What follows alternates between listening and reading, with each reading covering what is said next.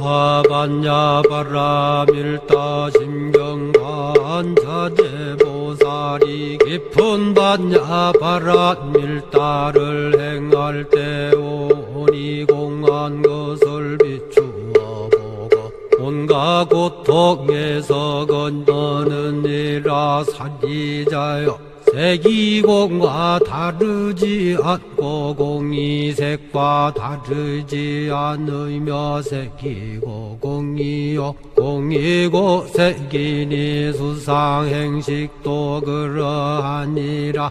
사지자여 모든 법은 공하여 나지도 멸하지도 않으며 더럽지도 깨끗하지도 않으며 늘지도 줄지도 않느니라. 그러므로 곳 가운데는 색이 없고 수상행식도 없으며 안이비설신의도 없고 색성향미 촉법도 없으며 눈의 경계도 의식의 경계까지도 없고 무명도 무명이 담까지도 없으며 늙고 죽음도 늙고 죽음이 다함까지도 없고 고진열도도 없으며 지혜도 얻음도 없느니라. 얻을 것이 없는 까닭에 보살은 반야바라밀다를 의지함으로 마음에 걸림이 없고 걸림이 없으므로 두려움이 없어서 뒤바뀐 헛된 생각을 멀리 떠나 완전한 열반에 들어가며 삼세의 모든 부처님도 반야바라밀다를 의지함으로 세상의 깨달음을 얻느니라. 반야바라밀다는 가장 신비하고 밝은 주문이며 위없는 주문이며 무엇과도 견줄 수 없는 주문이니 온갖 괴로움을 없애고 진실하여 허망하지 않음을 알지니라. 이제 반야바라밀다주를 말하리라. 아제 아제 바라 아제 바라 승아제 모지사바 아제 아제 바라 아제 바라 승아제 모지사바 아제 아제 바라 아제 바라 승아제 모지사바.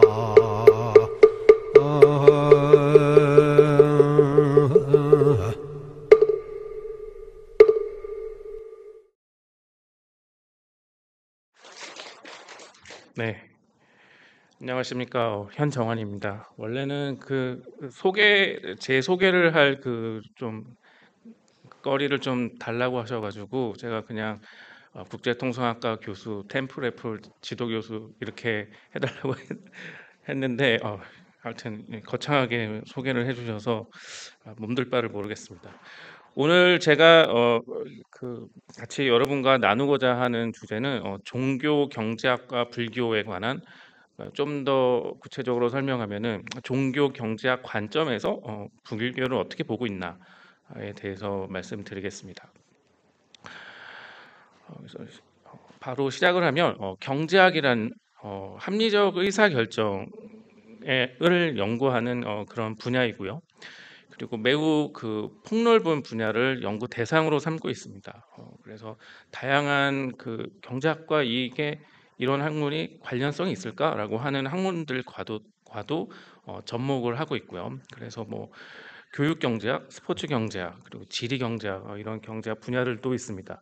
그리고 종교 경제학도 있습니다. 그래서 종교 경제학은 경제학과 종교학뿐만이 아니라 특히 사회학, 그리고 문화학, 역사 이런 굉장히 다양한 학문들이 종합적으로 합쳐진 융합 학문이라고 보시면 되겠습니다. 그리고 기본적으로 이 경제학은 수리적인 모델, 수학으로 만든 그런 이론적인 모델에 기반을 하거나 아니면은 데이터에 기반을 하는 데이터를 가지고선 어떤 가설을 세우고 그걸 데이터를 가지고선 가설을 검증하는 그런 방법론을 씁니다. 그리고 이 경제학은 출발점을 아담 스미스 그리고 아담 스미스가 국부론을 출간한 1776년을 어떤 그 시발점으로 보고 있습니다. 그러면 이 경제학은 언제부터 이 종교에 관심을 가졌을까요? 그것이 이제 첫 번째 질문이 되고요. 사실 그러면 저는 언제부터 종교 경제학에 관심을 가졌을까요? 그래서 저는 사실은 이 경제학 그 박사 과정을 가서 상당히 좀 운이 좋았던 것이 논문을 굉장히 좀 빨리 썼습니다. 그래서 뭐 3학년 말 정도 돼가지고 웬만한 논문들이 다 완성이 돼서 논문들을 이제 계속 쓰다가 지도 교수님이 뭔가 좀 다른 좀 분야를 한번 너가 생각을 해서 그냥 공부를 한번 해봐라 해서 이제 찾은 것이 바로 이 종교 경제학 분야이고, 그래서 제 그 박사학위 논문 3편의 논문 중에 맨 마지막 논문이 이 종교 경제학에 관한 그런 논문이 되겠습니다. 그래서 저도 이제 박사 학위를 마치는 그런 시기에 이제 종교 경제학 처음 이제 이런 학문도 있구나라고 하는 것을 알게 됐고요. 경제학은 언제부터 그러면 종교 문제에 관심을 두었냐 하면은 어, 아담 스미스 때부터 종교 문제에 경제학적인 관점으로 종교 문제를 바라봤습니다. 그래서 국교가 없다라고 하면은 여러 가지 종교들이 같이 공존을 하고 종교 간의 경쟁도 발생을 하고 이런 현상들을 시장의 관점에서 분석을 한 거죠. 그리고 아담 스미스는 또 이 왜 종교를 누가 갖고, 그리고 종교를 갖는다고 똑같은 종교를 갖는다 하더라도 종교에 몰입하는 정도는 사람마다 다 틀리죠. 그럼 어떤 사람은 왜 더 몰입을 하냐라고 하는 것을 합리적인 의사결정, 합리적 선택의 결과다라고 보았습니다. 그래서 내가 뭐 여러분들 지금 이 법회에 오셨지만 법회에 갈 것인가 말 것인가 하는 것을 비용과 편익을 고려를 해서 이제 결정을 한다라고 보는 것입니다. 경제학에서는요. 그 다음에 이제 또 이 종교 경제학이 하나의 이제 학문 분야로서 자리 잡게 한 그 기여를 많이 한 사람이 이 막스 베버입니다. 이 막스 베버는 사회학자인데요. 20세기 초반에 이 프로테스탄 에틱, 그래서 프로테스탄 윤리, 그러니까 프로테스탄 개신교의 윤리가 어떻게 자본주의 형성에 기여를 했으며 그리고 이 자본주의가 발전하는데 어떤 원동력으로 작용을 했나, 여기 이것을 탐구를 했습니다. 그래서 여러분 이제 고등학교 때 좀 배웠던 칼뱅주의를 보면은 직업 소명설이라고 있습니다. 그래서 기본적으로 이 개신교에서는 신이 어떤 개인한테 어떤 능력을 부여를 했고, 그리고 직업이라고 하는 것은 그 능력을, 그 재능을, 신이 준 그 재능을 발현하는, 나타내는 그런 행위라고 봤고, 이렇게 함으로써 신의 어떤 그 은혜, 이것을 표현함으로써 그리고 그 대가로 부를 얻게 되는 것이죠. 예. 그래서 이렇게 이제 그 개신교의 윤리가 자본주의로 이어져서 자본주의를 발전시켰다라고 하는 것이 이 막스 베버 이 책의 큰 요지가 되겠습니다. 근데 막스 베버는 사실 이 책을 발간한 이후에 계속해서 이제 약간 종교 문제에 탐닉을 해서 사회학적인 관점에서 분석을 했고요. 그리고 이분이 이제 종교 경제학에 기여한 바는 어떤 기독교뿐만이 아니라 다양한 종교에 대해서 또 연구를 했습니다. 그래서 이 종교 경제학의 하나의 어떤 학문 분야로 자리 잡는데 기여를 했다라고 하는 것이고, 또 다른 종교 경제학에 기여를 한 사람은 이 렌스키라고 하는 사람인데, 이분은 어떤 종교적인 신념, 종교적인 윤리가 인간의 다양한 의사결정, 다양한 어떤 범주의 행동에 어떤 영향을 미치는가. 그래서 뭐 종교가 가족 문제에도 영향을 미칠 수가 있고요. 그리고 경제적인 활동, 저축을 많이 하냐 아니면 뭐 방탕하게 사냐, 이런 거에도 영향을 미칠 수 있고, 개인적 습관, 도박, 술 이런 거에도 영향을 미치고, 정당 선호에도 영향을 미치는 그래서 종교가 굉장히 개인의 선택에 다양한 개인의 선택에 영향을 많이 미친다라고 하는 그런 연구를 했고요. 그래서 여기까지 지금까지 본 거는 이제 종교 경제 어떤 기원적인 어떻게 형성이 됐고 그러니까 본격적인 그 연구는 이 이후에 이제 이루어집니다. 그래서 종교 경제학은 기본적으로 두 가지 접근법을 사용을 합니다. 그래서 첫 번째는 합리적인 종교는 합리적인 의사 선택의 결과다. 그래서 비용 편익 분석에 기반을 하고요.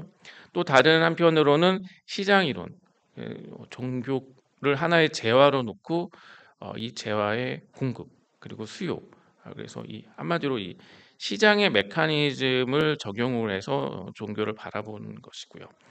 그래서 이 종교 경제학은 종교를 하나의 재화, 보다 더 정확하게는 서비스로 간주를 하게 됩니다. 그래서 그리고 그러면 이 종교를 믿는 신도들은 이용자, 소비자가 되는 것이고요.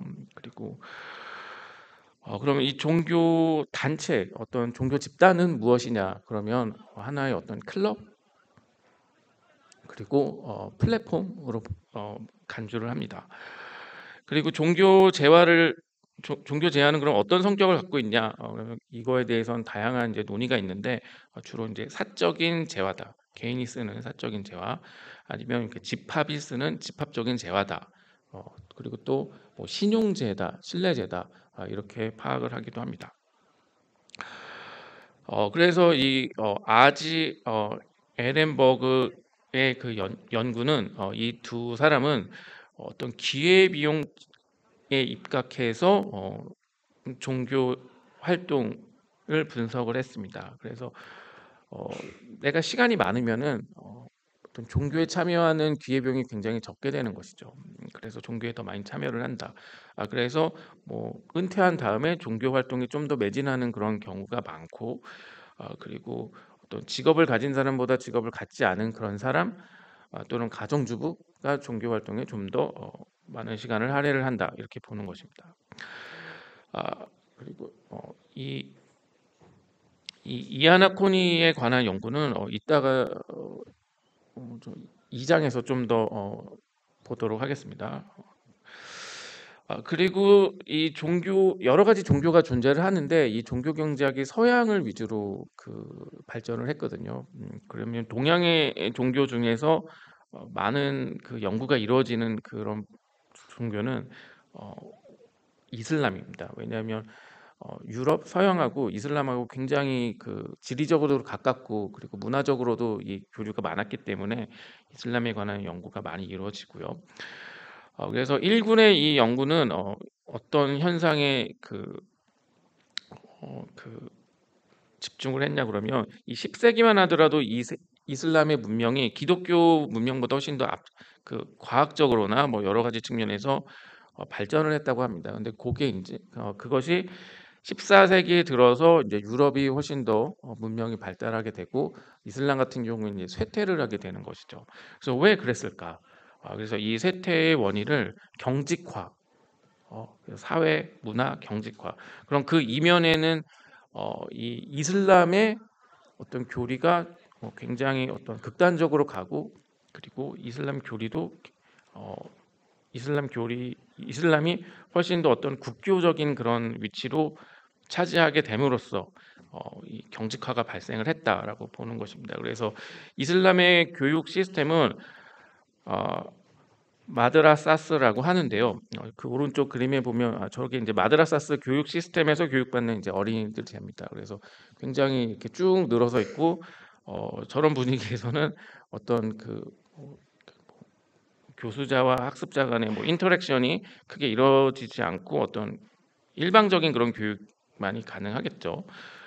그래서 이런 교육 시스템이 이제 굳어지다 보니까 비판적인 사고, 질문 이런 것들이 이제 많이 자제가 되는, 꺼려지는 그런 분위기가 존재하게 되었고, 그리고 이런 현상을 그러니까 하나의 어떤 사회학적인 용어로 쿠라는 선호 위조라는 사회학적인 용어를 만들었습니다. 선호 위조는 집단 성향에 동조하기 위해서 자신의 성향을 드러내지 않는, 왜곡하는 그런 그래서 이 선호 위조 현상이 이 당시 이제 이슬람의 어떤 그 종교적인 게 강해지면서 이 중동 지역에 만연하게 되었고요. 이제 그러면서 이제 과학기술 문명 이런 것들이 어, 어떤 발전을 멈추게 되었다라고 하는 것입니다. 그리고 이제 체니는 2007년도에 이제 연구에서 이제 원래 무슬림은 강제적으로 개종하라 이런 것이 없었다고 하더라고요. 근데 그래서 이거와 관련하는 어떤 그런 그 제도가 딤리라고 합니다. 딤미. 그래서 딤미는 뭐냐 그러면은 강제 개종 안 해도 돼. 대신에 좀 더 높은 세율을 너한테 매길게. 그리고 약간 어느 정도 무슬림에 대해서는 차별 대우를 할게라고 하는 거죠. 대신에 이제 강제 개종을 안 하는 거죠. 근데 이렇게 한 건 어떤 전략적인 측면이 있습니다. 왜냐하면 이슬람 같은 경우에 이렇게 세력을 확장하는 과정에서 이렇게 점령을 하고 그러면서 점령 지역에 있는 사람들을 모두 다 개종을 하는 것은 약간 좀 불가능했거든요. 대신 그리고 세수 같은 거를 확보를 하기 위해서 좀 더 높은 세율을 이제 적용을 하고 대신에 개종을 안 하도록 하는 전략적인 타협이 됩니다. 그런데 이제 이것이 십자군 전쟁을 계기로 이 딘미가 이제 없어졌다고 합니다. 그래서 이슬람 전향을 강요를 하고 이러다 보니까 다양성은 감소를 하고 어, 혁신은 소멸되고 이런 그렇게 해서 이제 이슬람 문명이 유럽 문명에 비해서 뒤처지게 되었다라고 하는 것이 이 이슬람 연구 제가 오늘 소개하는 이런 일군의 연구의 어떤 핵심이 됩니다. 그리고 또 이제 개신교와 이제 카톨릭을 비교하는 그런 연구들도 있고요. 이거 보면은 나름 굉장히 재밌습니다. 그래서 정말 이렇구나, 이런 것 같아라는 생각이 드는 것도 있고요. 그래서 보면은 개신교 같은 경우에는 굉장히 교육에 열중을 한대요. 그리고 어떤 이렇게 좀 식자율을 높이는 그런 데 집중을 하고요. 그게 이제 교육이고요. 그리고 어떤 출판 같은 것도 뭐 신문을 낸다거나 하는 것도 굉장히 열성적으로. 그래서 우리나라 이제 구한말 그 일제 시대 때 보면은 이게 좀 약간 이해가 가는 거죠. 왜냐하면 우리나라 그때 그 케이스만 생각하더라도 이런 것들이 적용이 되니까요. 그러면 왜 그랬냐? 왜 개신교는 그렇게 대중의 어떤 그 식자율을 높이려고 했고 출판을 중요시하고 교육을 중요시했냐 그러면은 이 개신교에서는 카톨릭보다는 성직자의 역할이 그렇게 크지 않다라고 이제 보는 것입니다. 그래서 기본적으로 신도들이 이 성경을 보고 뭔가 접하고 이 글을 읽어야 된다라고 하는 것이죠. 예. 그렇기 때문에 개신교는 이 식자율을 높이는데 좀 더 열중을 했고 그리고 이 식자율이 높아지니까 인적 자본이 축적이 되는 거고 그리고 경제 발전으로 이어졌다라고 하는 것이 주요 연구 결과입니다. 어, 그리고 또 한 가지 이제 재밌는 것은 이 카톨릭 같은 경우에도 개신교와 어떤 경쟁적인 관계에 놓이게 되면은 교육에 대한 투자를 늘렸대요. 왜냐하면 그렇게 하는 것이 교육에 대한 투자를 늘리는 것이 좀 더 이제 신도수 확보에 도움이 됐나 뭐 이런 생각도 해봤는데 그 이유에 대해서는 이제 나오진 않았고요. 그리고 이제 또 한 가지 재밌는 분야는 그 중간에 보시면 프로스 페프의 연구를 보면은 공산주의 국가 같은 경우에는 사실 종교를 억압을 하거든요. 그래서 종교의 공급이 제거가 되는 겁니다. 그러면 수요도 제거가 될까요? 수요는 남아 있는 거죠. 그래서 그 종교적인 수요를 다른 수요로 변경을 시키는 겁니다. 그래서 뭐냐 그러면은 어, 그러니까 공산주의에 대한 수요 아니면 어떤 세뇌 교육 그러니까 북한만 보더라도 알 수가 있죠. 그래서 북한에서 종교는 뭐 김정은이 되겠죠. 아니면 그쪽 일가 이렇게 이제 변화를 시키거나 그리고 소련 같은 경우에는 러시아 정교가 이제 국교였는데 과학적인 무신론 쪽으로 이제 신은 존재하지 않는다. 거기에 대한 이제 과학적 근거를 이렇게 늘어놓는 거고 또 그럼에도 불구하고 수요가 존재하는 경우도 이제 있었습니다. 그래서 이게 굉장히 좀 재밌게 독특하게 봤는데 그래서 이제 민간 신앙으로 수요가 이제 전환이 되는 거죠. 그래서 어떤 공식적인 뭐 불교, 기독교 이런 종교가 아니라 민간 신앙, 토테미즘 이쪽으로는 어, 수요가 변경되는 것을 많은 공산주의 국가들도 허용을 했다 그럽니다. 이거와 이제 연관되는 굉장히 재밌는 것이 산테리아라고 있습니다. 이게 쿠바도 공산주의죠. 쿠바의 종교 의식이 됩니다. 그래서 이게 원래는 아프리카의 어떤 토테미즘적인 그런 종교 의식인데 그 쿠바가 스페인에 의해서 점령이 됐을 때 스페인은 카톨릭이잖아요.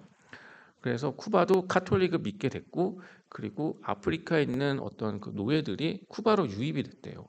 그래서 아프리카의 그 어떤 토테미즘 신앙과 어, 그 카톨릭의 그 신앙이 결합이 돼서 굉장히 독특한 그 신앙이 이제 생기게 새로운 종교가 생기게 된 게 이제 산테리아.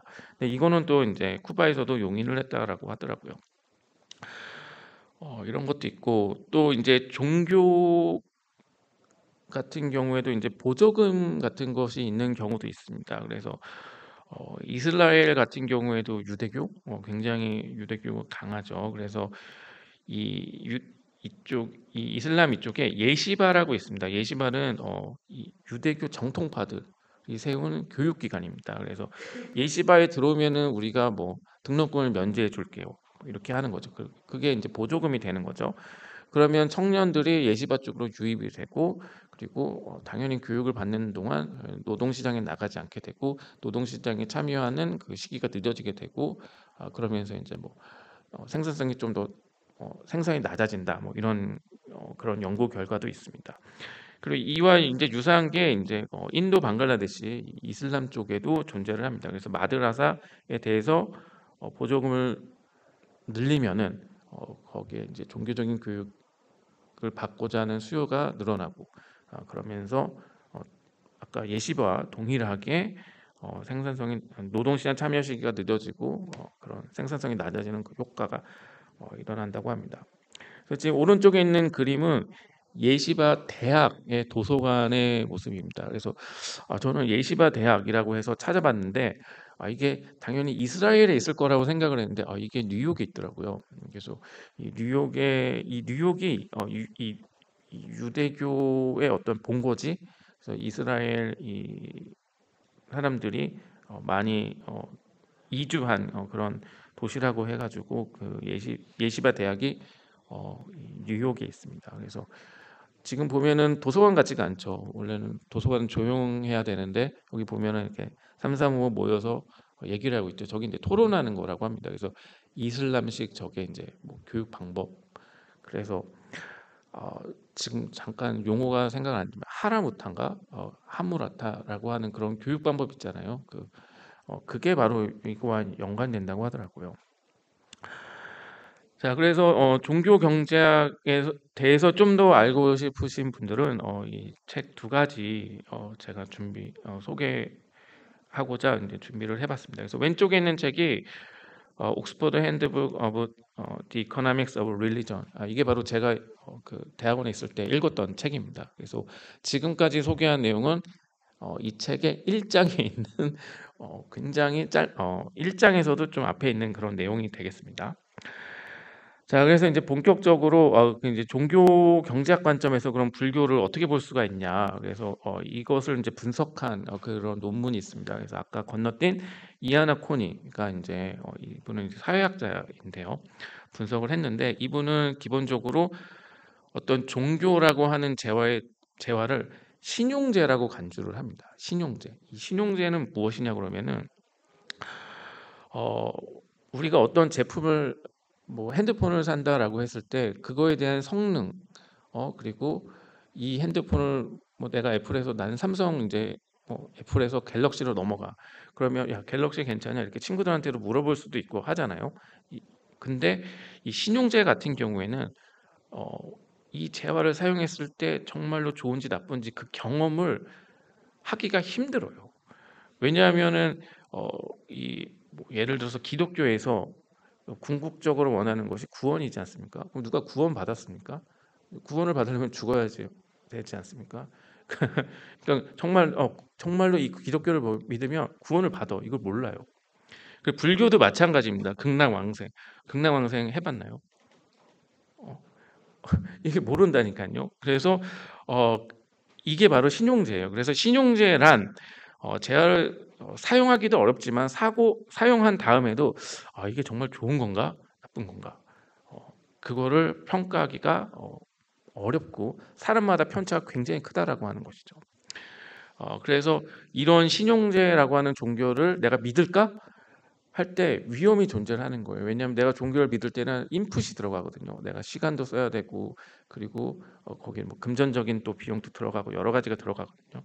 그런데 거기에 따라서 정말 내가 궁극적인 그런 결과를 얻을 수 있나 모르는 거죠. 그러니까 리스크가 따릅니다. 신용제를 내가 구입을 할 때는 리스크가 따르는 겁니다. 그래서 이하나코니는 종교는 신용제다라고 봤고, 그래서 각각의 종교들이 이런 리스크를 감소시키기 위한 어떤 장치를 둔다. 그래서 이제 두 가지로 나눕니다. 그래서 특히 이제 서양의 종교 같은 경우 지금 두 가지 모델 있죠. 서양의 종교는 집단적, 집회적 종교 모델을 차용을 합니다. 채택을 하고요. 그리고 동양의 종교, 불교도 포함이 되고요. 불교 같은 경우에는 다양한 종교 서비스를 제공해서 리스크를 분산시키거나 아니면 고객 전문가 이 관계 모델을 채택을 합니다. 그래서 신도는 고객이고 그리고 성직자는 전문가가 되는 것이고요. 그래서 이렇게 두 가지 모델을 가지고 이제 신용제가 갖는 불확실성을 극복할 수가 있다. 그 극복이 되면은 신용제에 대한 어떤 수요는 더 늘어나겠죠. 그렇게 해서 이제 종교가 확산이 되는 것이라고 이제 보는 것입니다. 그래서 먼저 이제 서양의 종교 이제 보면은 신용제와의 특성, 리스크를 극복하는 방법. 그래서 그 기독교 같은 경우에 이제 뭐 영화나 뭐 여러 가지 보면은 막 간증하고 뭐 그런 거 굉장히 많잖아요. 나는 이 종교를 믿어가지고 내가 원래는 굉장히 술도 먹고 어쩌고 알코올 중독이었는데 뭐 예수님을 만나서 막 갱생을 하고 어쩌고저쩌고 막 하잖아요. 막 그러면서 할렐루야 외치고 너무 행복해요. 이게 바로 내가 이 종교라는 신용대를 썼더니 이렇게 좋더라라고 하는 거예요. 이렇게 하면은 그걸 보는 사람들 정말 그렇구나. 나도 저거 믿어야지. 이렇게 되는 거죠. 그래서 간접 체험을 하도록 하는 것입니다. 그리고 또 한 가지 굉장히 중요한 것이 어떤 항상 공동체를 만들어요. 소공동체, 어쩌고 공동체를 만들어요. 그래서 집회를 갖게 하고 그리고 이 공동체에 있는 구성원 간에 상호작용을 해서 어떤 종교적인 시너지를 갖게 하고 확신을 갖게 하는 거죠. 그래서 여러분 어떤 굉장히 좀 낯선 곳에 가거나 저 왠지 위험할 것 같아라는 곳에 혼자 가기보다는 친구 꼬셔가지고 같이 가죠. 그런 거랑 같은 겁니다. 그래서 이 리스크를 너네들이 같이 감당해봐. 그래서 이 리스크를 공유를 해가지고 하도록 하는 것이죠. 그래서 이제 상호작용을 통해서 믿음이 강화가 되고 어떤 몰입도도 높아지는 것이고요. 그래서 이 서양의 종교에서 종교란 그래서 집회제와 아니면 집단제화가 됩니다. 그리고 이 종교의 운영 방식은 클럽입니다. 클럽에 가면은 여러분 클럽 가보셨습니까? 클럽에 가면은 처음에 입장료를 냅니다. 물론 이제 안 내는 경우도 있습니다.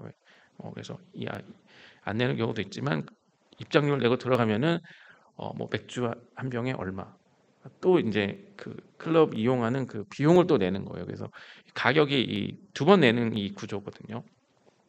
그래서 약간의 이제 진입 장벽이 존재를 하는 것이죠. 그리고 요때 이제 비용은 뭐 금전적인 비용뿐만이 아니라 여러 가지 이제 비금전적인 비용까지도 포함이 됩니다. 그럼 왜 이렇게 진입 장벽을 만들었나라고 하는 것이 굉장히 이 종교를 유지하는 데 있어서 서양의 종교를 유지하는 데 있어서 어떤 중요한 역할을 합니다. 그래서 지금 보시면은 이 서양의 종교에서는 종교가 집단 제화잖아요. 집단으로 하는 종교의 어떤 활동이 집단적으로 이루어지는 것이기 때문에 어떤 문제에 노출이 되냐 그러면 무임승차 문제에 노출이 됩니다. 항상 집단으로 하면 뭐 프리젠테이션 뭐든 프로젝트를 하던 항상 무임승차 문제에 집단으로 하면 노출이 되죠. 그래서 이 무임승차 문제를 낮추는 게 이 서양의 종교에서는 큰 관건이에요. 그래서 진입장벽을 만드는 겁니다. 아무나 못 들어오게 만드는 거고, 그리고 이 종교라고 하는 게 집단 재화이기 때문에 어, 어떤 이 종교를 믿는 사람이 소비자이기도 하지만 일종의 생산자 역할을 담당하게 됩니다. 그래서 뭐 같이 기도를 한다던가 뭐 그런 모임을 갖게 되면은 나도 소비를 하지만 나도 생산을 하는 거거든요. 참여를 함으로써. 그래서 참여도가 높은 게 굉장히 중요한데, 참여도가 낮은 사람, 굉장히 소극적인 사람이 있다라고 하면은 그 재화에서 얻을 수 있는 건 다 얻고 그 재화의 어떤 생산적인 기여는 적게 되는 거죠. 소비만 하고 생산을 안 하게 되는 거죠. 그러니까 이게 무임승차죠. 이걸 없애야 돼 하니까 진입장벽을 높이는, 입장료를 받게 되는 거고 이용료도 높게 받는. 그래서 기독교 하면은 딱 생각나는 게 11조죠. 11조. 그래서 소득의 10%를 어떤 헌금으로 내게 하는 그런 것. 그래서 이게 이제 이 서양의 종교의 어떤 운영 방식 계속해서 유지되는 그런 메커니즘이라고 보시면 됩니다. 그 다음에 이제 동양의 종교 이제로 넘어오면은 불교라고 하죠. 그래서 불교 같은 게 굉장히 개인주의적인 개인적인 종교입니다. 그래서 어떤 종교 활동이 물론 법회에 참여해서 이루어지기도 하지만은 기본적으로 개인이 하는 거예요. 기도를 해도 개인이 하는 거고, 명상을 해도 개인이 하는 거고, 사경을 하더라도 개인이 하는 거고. 그 얼마 전에 그 예전에 제가 이제 직장 다녔던 그 동기가 있는데, 저는 이제 그분의 종교가 불교인지는 알았는데 그분이 금강경을 이렇게 사경을 한대요. 내가 그건 몰랐어요. 근데 한 20년 넘게 알아온 사람임에도 불구하고 저는 몰랐던 거죠. 그게 왜 그러냐면 불교는 개인주의적이기 때문이 되겠습니다. 그래서 회원 간의 어떤 이 불교 신도 간의 결속력 이런 게 사실은 이걸 중요시 여기지는 않았고요. 그리고 집회에 주기적으로 참여할 그런 의무도 없죠. 그래서 무임승차 문제 발생하지 않습니다. 어, 그리고 또 한 가지 굉장히 그 서양의 종교와 틀린 것이 대다수의 신도들이 어떤 이렇게 얘기하면 좀 그렇지만은 단순 참여자입니다. 그러니까 이 불교를 내가 종교로 갖고 있다 내가 불자라고 하더라도 어떤 불자 단체에는 가입하지 않는 그런 경우가 많다라는 얘기입니다. 그래서 정말 불자 단체에 뭐 속해가지고 활동을 하는 그런 회원에 해당하는 사람들은 굉장히 소수인 것이고요. 그런데 이제 기독교와 비교를 하면 기독교는 웬만하면 다 회원이에요. 단체에 가입을 하는 거고요. 그리고 또 불교의 특징이 성직자가 굉장히 전문적입니다. 그래서 그건 이제 목사님하고 이제 비교를 해보면 스님이 훨씬 더 전문적인. 왜냐하면 스님들은 웬만한 그 경전 같은 거 다 외우시죠. 목탁도 치시고요. 그거랑 이제 교회랑 한번 비교를 한번 해보세요. 교회는 그냥 말하는 거예요. 예. 그러니까 틀리고 또 이 스님들 같은 경우에 또 춤도 추시잖아요. 뭐 바라춤 이런 것도 추시고. 그러니까 굉장히 전문적인 거고 전문적인 서비스를 또 제공을 합니다. 그래서 이게 이제 이 불교의 핵심이 또 중요한 거는 이제 다음 페이지에 나옵니다. 그러면 이 불교 이 동양의 종교는 어떻게 아까 말한 그 신용재와의 리스크를 낮추거나 완화시키냐 하면은 여러 가지 서비스를 제공을 합니다. 그래서 이 여러 가지 서비스를 제공하는 것은 사실 유일신을 믿는 그 종교에서는 약간 불가능한데, 그러면 불교를 생각하면 어떤 서비스를 제공을 하냐 그러면 모든 그 사찰에 가면 칠성각이 있습니다. 그래서 봉은사에 가면 북극보전 있고요. 그런 거죠. 근데 이 칠성각, 이 칠성신이 도교에서 이제 들어온 거고 불교에서 이거를 수용을 한 것입니다. 그리고 토속 신앙과도 약간 결합이 되고, 그리고 불교 어떤 난 불자야 하면서도 뭐 가끔가다 교회에 나가 이렇다고 해서 누가 막 엄청나게 비난하지 않아요. 그러니까 굉장히 타 종교에 대해서 관용적인 것이고요. 그래서 요게 이제 굉장히 뚜렷하게 나타나는 것이 이제 일본입니다. 일본 종교. 그래서 일본 같은 경우는 이제 무교가 많은데, 그러니까 요 태어나면 신사에 참배를 하고 신교. 그리고 결혼식은 또 교회에서 한대요. 그리고 장례식은 절에서 하고.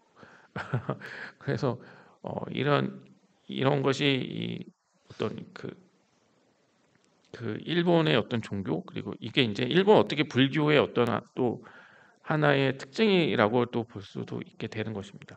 그리고 여기서는 이제 특별히 언급하진 않지만은 사실 힌두교도 마찬가지예요. 힌두교. 그래서 특별히 언급하진 않겠습니다. 그래서 요게 이렇게 해서 다양한 어떤 서비스를 제공하는 종교 재화를 다양성을 이제 보장함으로써 그 신용자가 갖는 리스크를 낮추는 것이고, 그리고 이 불교의 어떤 그 운영 방식, 아니면 또 신용제의 그 리스크를 낮추는 또 방식 중에 하나가 바로 전문화입니다. 전문화. 그래서 아까 기독교에서는 신도가 소비자이면서도 생산자였죠. 그런데 이 불교에서는 신도는 소비자가 됩니다. 그리고 스님, 성직자는 전문가죠. 전문적인 서비스를 제공하는 사람이 됩니다. 그 대표적인 게 뭐냐 그러면 불교에서 제사 지내잖아요. 그리고 천도제, 49제 같은 것입니다. 이거를 어떻게 뭐 신도들이 그냥 할 수가 있나요? 절대 불가능하죠. 이거는 서비스를 제공받는 거죠. 하여튼 이것이 이제 불교와, 그러니까 동양의 종교와 서양의 종교가 굉장히 다른 그런 측면이 되고, 그리고 지금 제가 설명한 이 부분에 대해서 약간 이제 반론을 제기할 수도 있겠지만은 뭐 이게 100% 맞지는 않겠죠. 왜냐하면 굉장히 러프하게 비교를 한 것이고, 그리고 이 이아라코니 연구자의 어떤 개인적인 견해이기도 하니까요. 그리고 이거는 지금까지 한 내용을 정리한 표가 되겠습니다. 그래서 이제 매진말로 이제 왔습니다. 그래서 제가 이 법회 이 주제를 이제 준비하면서 이 슬라이드를 만들면서 든 생각이, 이 종교 경제학에서는 굉장히 내세적인 요소를 강조를 한다. 그래서 아까 신용제라고 하는 것도 내세에 우리 가본 적이 없잖아요. 그러니까 리스크가 존재를 하는 건데, 과연 사람들이 그러면 어떤 내세적인 것만 가지고선 종교에 참여를 하냐? 그래서 그 기독교 가면은 교회 오빠라는 그런 개념이 있잖아요. 그래서 교회 오빠 보러 가기도 하고, 그 절에도 뭐또 다른 또 뭔가 있어서 또 오기도 하는 것이고요. 그래서 그게 이제 현세적인 거죠. 현세적인. 그래서 우리가 종교를 갖는 게 현세적인 그런 특징도 있는 거고, 또 기복적이 굉장히 강합니다. 그래서 나는 종교 같은 거 몰라. 그래서 뭐 사찰에 들어와서 바로 어떤 그러니까 예를 봉은사 같은 경우 이제 판전 있지 않습니까? 보통 이제 판전에 가면은 하는 기도를 드리시는 분들이 뭐 고시에 붙게 해주세요, 수능 잘 보게 해주세요, 그런 거죠. 기복적인 거, 그런 것 때문에 이제 종교에 참여하는 경우도 많은 것이고요. 그래서 이런 거를 다 같이 고려를 해야 되는 거 해보면 좋지 않을까라는 생각을 해봤고, 종교 경제학에서. 그리고 또 이제 좀 불교로 좀 이제 와가지고 최근 이제 불교가 굉장히 많이 이제 변화하려고 하는 그런 것들이 보이고 있습니다. 그래서 뭐 템플 스테이 같은 것도 굉장히 그런 서비스도 제공을 하고 있고, 최근에 보니까 뭐 신문을 보니까 나는 절로 해가지고 이 맞선인가요? 그런 것도 하고, 그리고 저희도 이제 보면은 템플 애플 이렇게 해서 각 단과대별로 불교 동아리도 만들고, 사실 이게 어떤 그, 그 집합적인 요소, 집회적인 요소를 접목을 시킨 거거든요. 그래서 이런 시도는 굉장히 바람직하다. 왜냐하면 이 공동체적인 집회적인 요소를 불교에 약간 가미를 함으로써 이 참여도가 높아지거나 수요가 더 높아지는 그런 측면은 분명히 있다라고 하는 것이고, 그리고 다양한 서비스를 이렇게 제공을 하는 것도 굉장히 바람직하다라고 하는 것입니다. 그리고 근데 이제 저 같은 경우에는 그래도 기본적으로 불교는 개인적인 그런 색채가 많이 강해서 어떤 그 명상 이런 거, 그리고 마음을 굉장히 어떤 자신이 가지고 있는 그 견성, 음? 나의 성품을 보는 견성, 그런 걸 이제 강조하는 거고, 사실 이런 거에 좀 더 초점을 맞추면은 어, 정말로 약간 어떤 태도의 변화나 아니면 어떤 마인드 컨트롤 하는데 굉장히 많은 도움이 된다. 그게 이제 제가 경험한 겁니다. 그래서 제가 간증하는 겁니다. 지금 이렇게 불교하면 좋아요라고 하는 것을 제가 체험한 것을 이제 말씀을 드리는 겁니다. 그래서 이 분별심을 없애는 그런데 좀 이제 집중을 하면은 굉장히 좀 마음이 편안해지고 일희일비하지 않는 그런 삶을 살 수가 있다.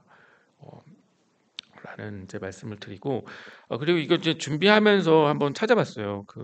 우리 이제 동국대 정과원 그러니까 유튜브 보면 동국대 정과원도 있고 연대 이대 같은 경우에는 이제 기독교죠. 그래서 여기에 가입할 회원들이 얼마나 많나라고 보니까 구독자 보면 정과원은 한 450명 정도 됩니다. 근데 역시 왜냐하면 불교 같은 경우에는 이 공동체적인 요소보다는 개인적인 요소를 강조를 하기 때문에 뭐 여기 유튜브에 가입하는 게 그렇게 중요한 일은 아니죠, 사실. 근데 이제 연대 이대 같은 경우는 1,500명 이 정도가 돼요. 그러니까 거의 3배. 그래서 역시 이게 단편적으로 종교의 특성을 보여주는구나 그런 생각을 해봤습니다. 근데 그러면서 이제 저도 이제 정각원 이 유튜브에 이제 가입을 해서 보니까 굉장히 도움이 되는 그런 동영상들이 많더라고요. 그래서 여러분들도 여기 이제 오신 김에 한번 이 유튜브에 가입을 하시면은 나쁠 건 전혀 없죠. 그래서 가입하시길 권하면서 오늘 제 이 준비한 것은 이것으로 마치도록 하겠습니다.